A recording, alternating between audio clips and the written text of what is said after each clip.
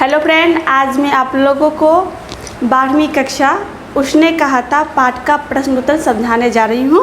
ठीक है, तो प्रश्न उत्तर जो है वो कॉपी में लिखने के लिए वीडियो के डिस्क्रिप्शन बॉक्स में दिए गए लिंक को क्लिक करें और साथ ही हमारे मोबाइल ऐप को भी डाउनलोड कर सकते हैं। ठीक है, हम लोग का साइट हो गया आर्ट सेंटर रोसड़ा। तो अब हम आते हैं उसने कहा था। पिछले वीडियो में मैंने आपको उसने कहा था पाठ का सारांश समझाई थी और मैं आज आप लोगों को उसने कहा था पाठ का प्रश्न उत्तर समझाने जा रही हूँ। एग्ज़ाम में आपको प्रश्न उत्तर 10 नंबर के पूछे जाते हैं, जिसमें लघु उत्तरीय 2 नंबर के रहते हैं। ठीक है, 5 प्रश्नों को उत्तर देना रहता है, एक प्रश्न 2 नंबर के। ठीक है, टोटल 10 नंबर के एग्जाम में क्वेश्चन पूछे जाते हैं। तो अब हम आते हैं प्रश्न उत्तर। ये प्रश्न उत्तर लघु उत्तरीय प्रश्न के अंतर्गत आते हैं। प्रथम प्रश्न है, उसने कहा था कहानी कितने भागों में बटी हुई है? कहानी के कितने भागों में युद्ध का वर्णन है? तो पिछले वीडियो में मैं आपको उसने कहा था कहानी समझाई थी। उसने कहा था जो कहानी है वह मुख्य 5 भागों मतलब 5 भागों में विभक्त है। ठीक है, उसने कहा था कहानी 5 भागों में विभक्त है। आपको ऑब्जेक्टिव में भी पूछे जा सकते हैं कि उसने कहा था कहानी कितने भागों में विभक्त है। तो उसने कहा था कहानी 5 भागों में विभक्त है और कहानी में जो युद्ध का वर्णन वह द्वितीय, तृतीय, चतुर्थक भाग में जो है यह कहानी का वर्णन किया गया है। ठीक है, अब हम आते हैं क्वेश्चन नंबर 2 पर। कहानी के पात्रों की एक सूची तैयार करें। तो उसने कहा था कहानी जो है उसमें के मुख्य पात्र कौन कौन से है उसका सूची बनाना है।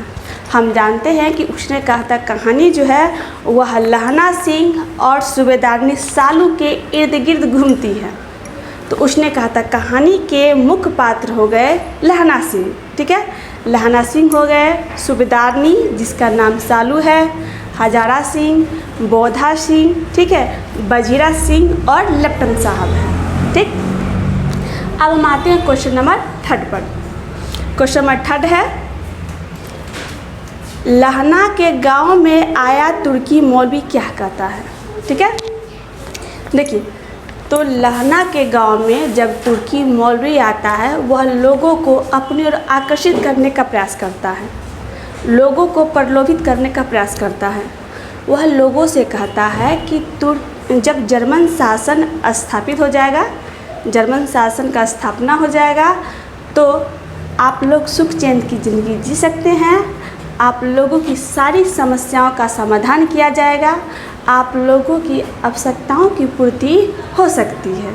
ठीक है, वह अनेक प्रकार से लोग प्रलोभन दे करके लोगों को अपनी ओर आकर्षित करने का प्रयास करते हैं। ठीक है, तुर्की मौलवी। अब हम लोग आते हैं क्वेश्चन नंबर 4 पर। क्वेश्चन नंबर 4 है, लहना सिंह का परिचय दे। लहना सिंह का दायित्व बोध और उसकी बुद्धि दोनों ही अस्पर्शनीय है, इस कथन की पुष्टि करें। ठीक है, तो लहना सिंह का परिचय दे, हमें लहना सिंह के बारे में लिखना है। हम जानते हैं कि लहना सिंह जो है वह बहुत ही ईमानदार व्यक्ति था, निष्ठावान प्रेमी भी था, वीर भी था। उनमें सारे गुण लहना सिंह में देखने को मिलते हैं। जब सूबेदारनी छोटी थी तो बचपन में उसे लहना सिंह तेरी कुड़माई हो गई वह कहकर चिढ़ाया करता था। लहना सिंह निष्ठावान प्रेमी भी है क्योंकि वह मरते दम तक सूबेदारनी के दिए हुए वचनों को पूरा करता है। ठीक है, लहना सिंह में हमें तीनों गुण देखने को मिलते हैं, प्रेम, त्याग, बलिदान। तो लहना सिंह में जो है प्रेम हो गया, त्याग हो गया, बलिदान हो गया आदि देखने को मिलते हैं, जिसके कारण लहना सिंह का बुद्धि के बारे में हमें पता चलता है। ठीक है, यानी लहना सिंह का प्रेम, त्याग, बलिदान ये देखकर हम कह सकते हैं कि वाकई में लहना सिंह का जो दायित्व बोध और बुद्धि जो है दोनों क्या है अस्पर्शनीय हैं। ठीक है, और इसी गुण के कारण जो है वह लहना सिंह उसने कहा था शीर्षक का पाठ में मुख्य पात्रों में एक है। ठीक है, नेक्स्ट क्वेश्चन है, कल देखते नहीं यह रेशम से कटा हुआ सालू, यह सुनते ही लहना सिंह की क्या प्रतिक्रिया हुई।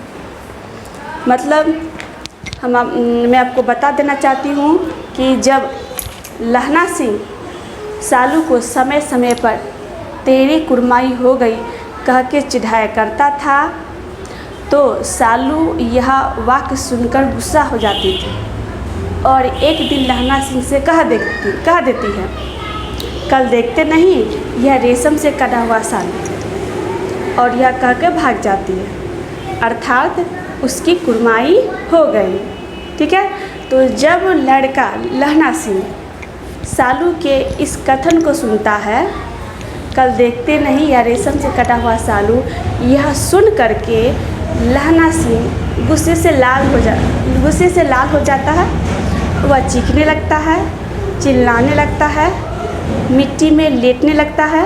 ठीक है, और वह क्या करता है, एक लड़के को नाली में धकेल देता है, सब्जी वाले के ठेले को नीचे गिरा देता है।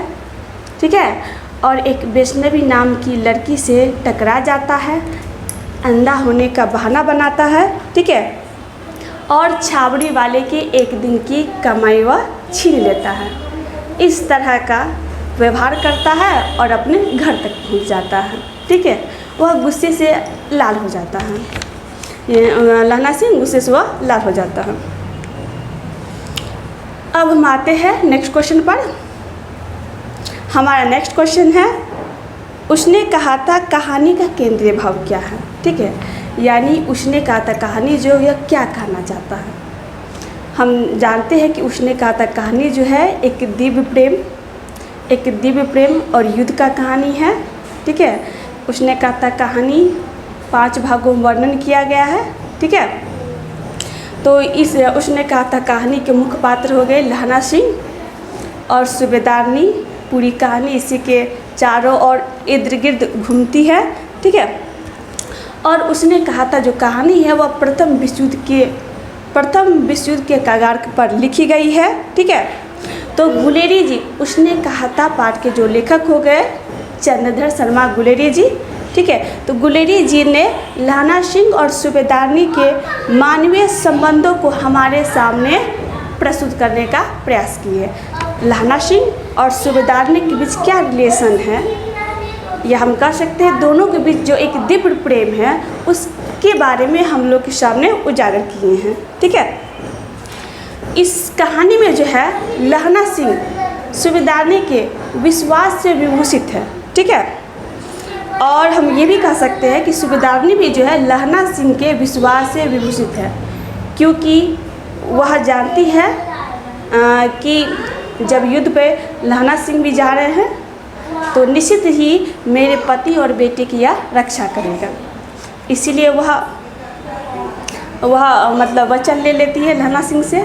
लहना सिंह वचन दे देता है और मरते दम तक अपने प्राणों को ना देखते हुए सूबेदारनी के पति और बेटे के प्राणों की रक्षा करता है। सूबेदारनी को भी ऐसा लगता था वह निश्चित ही अपने प्राणों को ना देखते हुए मेरे बेटे और पति के प्राणों की रक्षा करेगा, और अंत में ऐसा ही होता है। ठीक है,